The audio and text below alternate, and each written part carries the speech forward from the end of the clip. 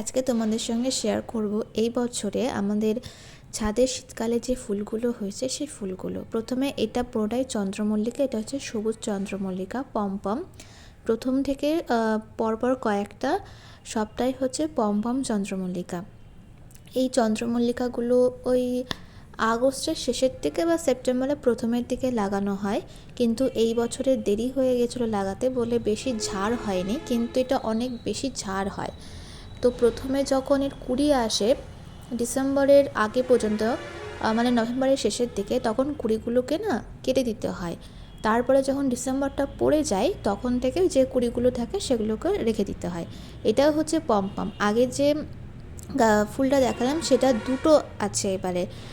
সবুজ কালারের যে চন্দ্রমল্লিকাটা দেখালাম ওটা আগের বছরের, তো ওটারই ডাল কেটে একটুখানি কেটে লাগানো হয়েছিল, তার জন্য ওটাও না বেশি ঝাড় হয়নি, কিন্তু ওটা অনেক বেশি ঝাড় নিয়ে হয়। তো জল দিয়ে বাঁচিয়ে বাঁচিয়ে রাখা হয়েছিল। তো এবার দেখি কি করব, হয় বাঁচিয়ে রাখবো, না তো পরের বার নতুন করে লাগাতে হবে। তারপরে এই যে চন্দ্রমল্লিকাগুলো আছে পমপমগুলো ওইটুকুই ছিল, বাকি যে চন্দ্রমল্লিকা এগুলো সব হাইব্রিড চন্দ্রমল্লিকা।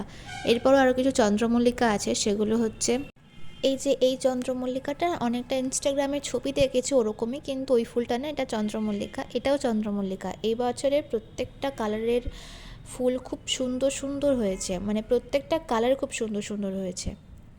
আর এই ফুলটা তো একদম অন্যরকমই একটা হয়েছে, মানে এই ফুলটা না কোনো বছরে হয় না, এই বছরই প্রথম হয়েছে। আর এই কালারটা তো ভীষণই সুন্দর এসেছে, এই কালারের শাড়ি কিনলে না খুব সুন্দর লাগবে দেখতে।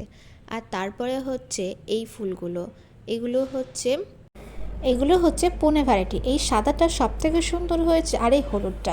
এছাড়াও একটা কালার হয়েছে, কিন্তু সেই কালারটা না, কালারটা সুন্দর কিন্তু ফুলের এত সুন্দর ফুলের ইয়েটা হয়নি, কাটিংটা হয়নি, তাই জন্য না ওটার আমার ভিডিও নেওয়া হয়নি, ওটার আমার ছবিও তোলা হয়নি, আর ওটা না অতটা সুন্দরও লাগছে না।